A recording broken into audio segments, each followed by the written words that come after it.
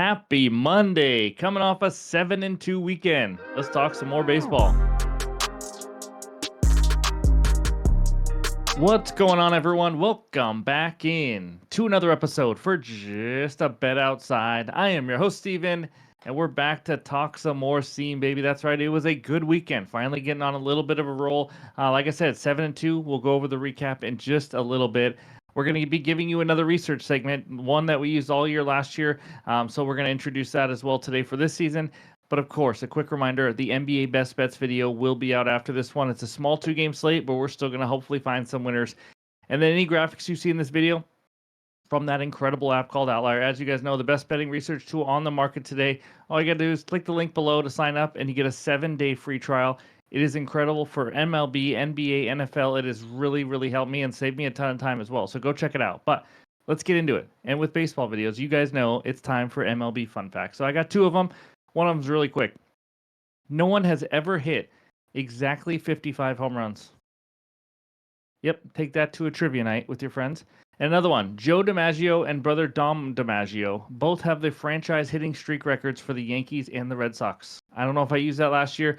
That's pretty crazy, though. Joe DiMaggio, obviously the famous 56-game hit streak, and Dom DiMaggio with 34-game hit streak for the Red Sox. So that's what I got. In this video, we are going to recap that weekend, and then we're going to talk good and bad hitter matchups.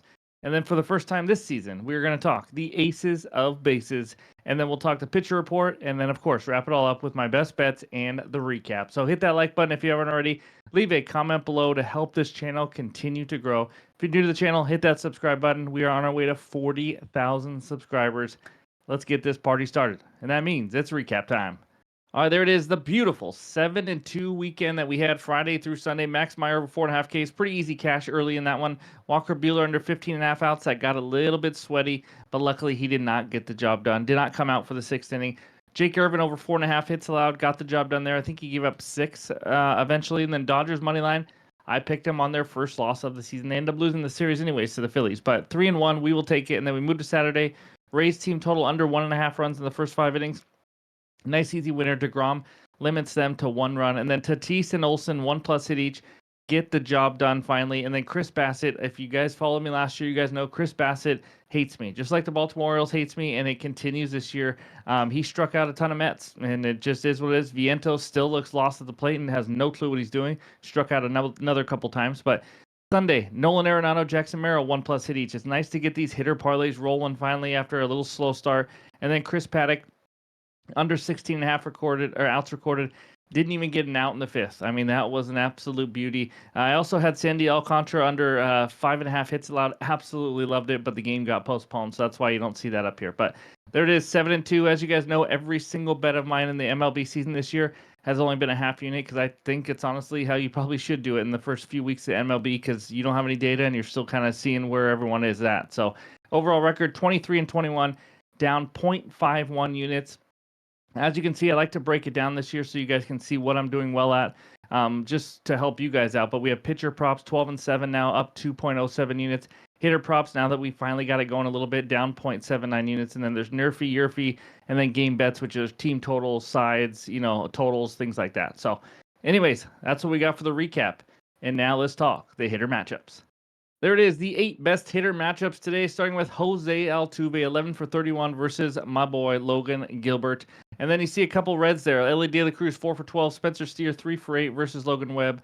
And as well as Encarnacion Strand, 4 for 7, 1 extra base hit off of Webb. Again, not a ton of hitter history here. Brian Reynolds, you see 4 for 9 versus Matthew Liberatore. But those are the 8 we have for today. So take a screenshot. Hopefully that helps you get some winners. And now we have the cold hitter matchups, and we have 7 of these for you. How about Xander Bogaerts, 2 for 29 with 8 strikeouts versus Luis Severino? That is no bueno, that's for sure. And then Jeremy Pena, 1 for 20 with 4 Ks against Logan Gilbert. I mean, there's some bad ones here. Eugenio Suarez, who's having a good start to the year, but 0 for 11 with 7 Ks, surprising, off Zach Eflin. And then there's all the rest of them: Iglesias, Friedel, Grichuk, Baez, so on and so on. So that's what we got for all the hitter matchups. And now it's time for the aces of bases. All right, here it is. For the first time this year, we have Aces of Bases. If you followed us last season, you know we did this every week or every other week. We usually do like last 15 days or so, but right now it's just going to be year to date, obviously. And there's two guys absolutely crushing it. Kyle Tucker and Aaron Judge have the most total bases in the majors, and it's not even close. Tucker with 35, Judge with 33. Tucker came out of the gates just scorching hot for his Cubs. Thank goodness, because he's not my fantasy team. But then we got a pair of Jackson Churio at 26 total bases. Not a bad start to the year for him after he started with, I think, 5 Ks in the first game. And then Jackson Merrill with 25 total bases. Now, these were done as a few games were going on, so I'm not exactly sure if Sunday was included, but still wanted to get the stats out to you. And then Corbin Carroll there with 25 as well. So that's page 1. Let's check out page 2. You see some other guys. Some surprises, but Ivan Herrera is a pretty good hitter for the Cardinals if you haven't been watching him. And then Jazz Chisholm at 23, and then there's all the rest of them. Seiya Suzuki, another Cub hitter at 25 total bases. And then we have a tie down there, or with a lot of people at 22, all the way from Herrera down to Dansby Swanson. So that's what we got for the total bases leaders year to date. Now let's take a look at the pitcher report. All right, these are the first 6 matchups of the day, and if you're new to watching us, we like to give these out every single day to help you with your research. All the bottom numbers are the averages, and all these stats are just last year. Pretty soon, maybe next week, I'll start with just doing this year's stats. We'll see how early I want to do it, but these are bigger sample sizes. So anyways, Carlos Rodon versus Casey Mize of the Tigers, and then you see also in this list, you see expected ERA, just something to kind of tell you, hey, was he getting lucky compared to his ERA and things like that. And then other than that, we got some pitchers that just don't have a lot of history from last year. Some young guys like Lucas for Toronto Blue Jays going up against Richard Fitz of the Boston Red Sox. Yes, his name is Dick Fitz. That is correct. 20.2 innings only thrown, and he just threw 6 innings, gave up 3 earned runs with 4 Ks in his first start versus Texas. If you don't know much about Lucas, he threw 5 shutout innings, allowing just 1 hit with 3 Ks versus the Nationals as well. Dustin May had a great first start up there for the Dodgers. He didn't pitch all last year, but he threw 5 shutout innings in his first start with 6 Ks against the Atlanta Braves, going up against Mackenzie Gore, who's already had 2 good starts. So other than that, you got Gillespie, who actually is coming off a good start versus the Mets. I know because I had the Mets minus 1.5. 5 innings, 1 earned run, and 6 Ks going up against Kodai Senga. But the guy who is absolutely shoving, as the kids say, in 2 starts, 15 innings, 2 earned runs with 17 Ks, including a complete game shutout last start. Nathan Eovaldi for the Rangers. Can he repeat?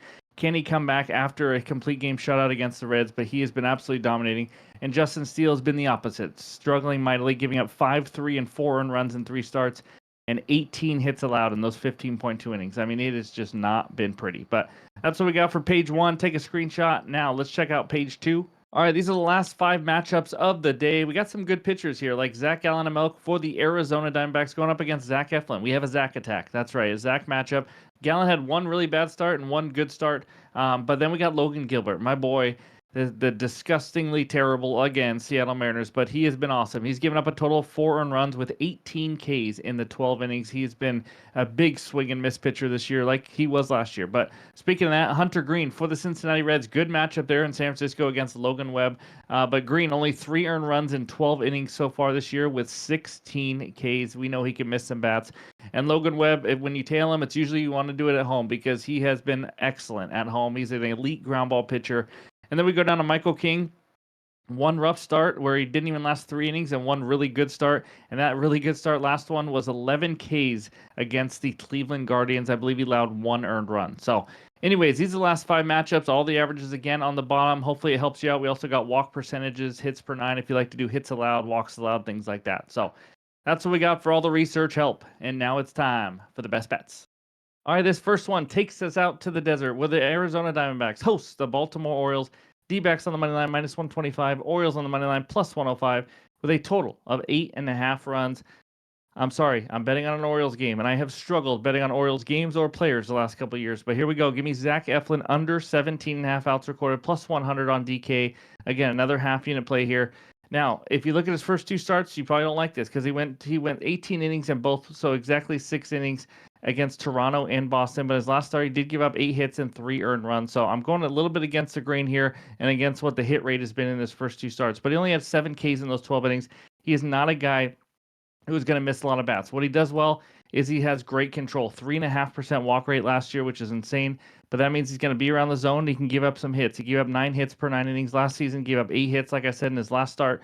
This Arizona offense is a top 3 offense in the majors, in my opinion, right now. They do have the 5th highest walk rate, so maybe they do at least get some full counts or 2-2 counts and really work the pitch count a little bit. But they have the 2nd highest WRC plus versus righties this season, 3rd highest batting average, 3rd highest slugging, 6th lowest K rate. I like the under here for one main reason. Now, sometimes there's a ton where you think maybe the pitcher's going to walk a lot of guys, get his pitch count up. I'm not counting on that. I'm counting on the D-backs just hitting him around. That's really what I think they should be able to do here. Eflin on the road last season was not great. 4.24 ERA with a 2.58 average against, compared to a 2.66 ERA at home. So he has been hit up a lot more on the road. And on the road last year, he was under this line in 53% of road games. I like him to go under again versus the top 3 offense in the majors. So give me Eflin under 17.5 outs as my first best bet. This second one takes us out to Detroit, Michigan, where the Tigers host the New York Yankees. Yanks on the money line minus 162. Tigers on the money line plus 136 with a total of 8.5 runs.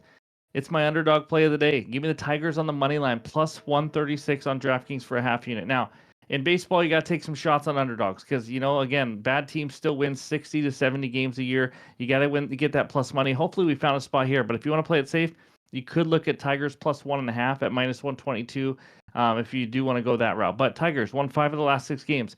Yes, it was against the Seattle Mariners and the Chicago White Sox, but still winning and looking good. Yankees coming in after taking 2 of 3 from Pittsburgh. They are 3-3 in the last 6. But let's talk about the starting pitcher matchup. Carlos Rodon versus Casey Mize. Rodon, he's been inconsistent since joining the Yankees in 2 starts already this year. How about 6 walks and 5 earned runs already in 11.1 innings? He had 1 bad start and 1 shaky start. His control can be an issue, as we already have seen this year. Now, what I like about this is he struggles on the road. Last year, 4.69 ERA with a 2.61 average against. At home, compare that to at home, it's a 3.11 ERA and a 2.04 average against. So I like fading him on the road here. Casey Mize, the once highly touted prospect, is starting to come into his own a little bit. He added a new split finger in the offseason. He pitched well in spring training with that new pitch and everything, and it carried into his first start. He only gave up he only gave up 9 hits in 17 innings in the spring. And his first start this year, he gave up 1 hit in 5.2 shutout innings against the Mariners. It's still the Mariners, I get it, but 1 hit against anybody in about 6 innings is impressive. Now, he did have 3 walks with the 6 Ks as well. He was slightly better at home last year as well. So to me, the starting pitcher seems, because it's Rodon struggling on the road, and he's been like that for quite a while now, the starting pitcher matchup seems kind of even to me. So again, I'm getting the home team at plus 136. But offenses, I think the Tigers can get to Rodon and this Yanks bullpen. They use guys like Weaver and other ones yesterday, and I'm not a big fan of this Yankees bullpen this year anyways. Kerry Carpenter, Torkelson, Riley Green are all great trio at the top of this lineup, really swinging the ball well, swinging the bat well. McKinstry hitting the ball well as well. How about that? Yankees, they have been legit so far. There's no doubt about it. But I think they're going to cool off a little bit. Maybe a colder game in Detroit is just what they need to cool off. They're going to be traveling here. A little bit better spot for the Tigers. Again, this is not me saying I think the Tigers are the better team and all that. I think in this spot, with this pitching matchup, they have a chance to win here, and I love the odds. So give me the plus 136 and the Tigres on the money line as my second best bet. All right, we got to take a quick break to tell you about Call Sheet. This is incredible, guys. If you're not using this site, you are missing out. It's like stocks. You can buy and sell contracts, but it's with all world events and things that even interest you. You can see up there, we have politics, sports, crypto, economics, companies, climates, financials, anything you want to bet on, we can do it here. So just want to let you guys know, the link is below. If you guys want to sign up, first 500 people get $20 bonus credit. But let's go to ours today. So we're going to head over to the sports category. What a shocker, huh? And as you can see, you can pick the champion you can pick PGA Masters champion and all that. But we're going to go to that first one. We are going to go to the March Madness championship winner. I gave out Duke a week or 2 ago, and they absolutely choked at the end of the game, up 6 with a minute left. But I'm going to go Houston versus Florida, and we are going to take Houston to win the title, 48 cents, which kind of shows you they're a slight underdog. That's 48 cents per contract. We're going to go over there. We're going to throw $8 in there. That's what we're going to do. So we're going to get $8. You can see the price of each contract and the payout if it wins. And then we hit review, and then we are going to submit this sucker. We're all over Houston. That's right, baby. Riding that defense of the Houston Cougars. But anyways, that's what we got for Call Sheet. So if you guys want to check it out again, the link is below in the description. Now back to the video. All right, this third one takes us out to the nation's capital where the Nationals host the LA Dodgers. Dodgers on the money line minus 180, Nats on the money line plus 150 with a total of 8 runs. I got a pitcher prop. Give me Dustin May over 4.5 Ks at minus 111 on FanDuel for a half unit again. I thought we'd get a 5.5 line here, but let's talk about Dustin May. He's got some great qualities. His best quality, he looks just like Carrot Top, which is awesome. But he has not pitched in over a year. He was a highly touted prospect at one point. In his first start, his rush showed a little bit with 3 walks, but you know what? He had 6 Ks on 11 whiffs and only allowed 1 hit. He's got some nasty stuff if you have not seen him pitch. And also, he threw 81 pitches. So I like him to get right around that 80 to 85 mark again. And this Nationals offense, they're a much higher K team this season. If you followed baseball last year, you know the Nats were not a high K team last year. But versus righties this year, fifth highest K rate, 27.6. And it's because they got a ton of young players in this lineup. CJ Abram, 32% K rate already. James Wood, 43.5%. Nathaniel Lowe, 51%. Dylan Cruz, a rookie, 46.2%. When you have a lot of young guys, you're going to get some swing and miss. 3 righties they've had 8 Ks versus the Nats this season. Aaron Nola, Zach Wheeler, and Jose Barrios. I just need 5 from a guy who, I think has a pretty good arm, and I think we're going to see a lot of this year. Hopefully he can stay healthy for once. But give me Carrot Top Sun over 4.5 Ks as my third best bet. All right, this fourth one takes us out to my neck of the woods where the Seattle Mariners host the Houston Astros. Mariners on the money line minus 170, Astros on the money line plus 142 with a total of 7 runs. My best bet, it's another player prop. It's the man with 2 first names. Give me Logan Gilbert over 6.5 Ks at minus 104 on FanDuel. Again, another half unit play. If you do not know, Gilbert is an absolute stud who just happens to be playing on a rough team. We'll just say that. He's a dark horse Cy Young candidate. So let's talk about him first. But some of the best swing and miss stuff in the entire majors. In his first 2 starts, you saw it already. 8 Ks versus the A's in that first start. Not just that, he got 16 whiffs, including 9 on that nasty splitter he has. In the second start, he struck out 10 versus the Tigers on a ridiculous 22 whiffs in that game. I mean, it was nuts. 9 on the splitter, 9 more on the four-seamer that sits around 96 miles an hour. And then home road splits, elite at home, like most Seattle Mariner pitchers are, because Seattle is the number 1 pitcher's ballpark in the majors. He had a 2.49 ERA with a huge 29.8% K rate at home. Compare that to a 25.2% K rate on the road and a 3.94 ERA. So as you can see by this outlier screenshot, he went over the 6.5 line in 11 of 16 games last season, averaging 7.19 Ks per game. Now, the matchup, it's kind of like the Nats, but even more extreme. The Astros have been known as a very low strikeout team lately. That is not the case anymore. When you lose guys like Alex Bregman and Kyle Tucker, 2 very low strikeout guys, you're going to see some more Ks in this lineup. And this season versus righties so far, they have the 3rd highest K rate in the entire major leagues. How about 27.9? A lot more options to choose from with some younger guys and things like that to get the Ks from. 5 righty starters already have 6+ Ks versus Houston this season. And Gilbert is the best K guy they have seen this year. And then finally, Gilbert's an innings monster. His outs line is 18.5. If he goes 6 to 7 innings here, I think that's going to give him plenty of chances to get 7 Ks. And then the main part, he has said on a radio show that his favorite show is The Office. I always trust people that love The Office. It's the greatest show ever. So give me Logan Gilbert over 6.5 Ks as my 4th and final best bet. Of course, any added plays will be in the pinned comments below on X and on Discord. Before we get out of here, let's check out the recap. All right, there it is. I got 4 best bets for you so far. Zach Eflin under 17.5 outs recorded. Tigers on the money line at plus 136, little underdog action. And then Dustin May, Carrot Top Sun over 4.5 Ks, and Logan Gilbert over 6.5 Ks. Let's have a great Monday to start the week. I appreciate all the support every single day. If you haven't already hit that like button, I would appreciate it. And go check out that NBA video as well. But hope you guys have a great Monday, and we'll talk to you soon.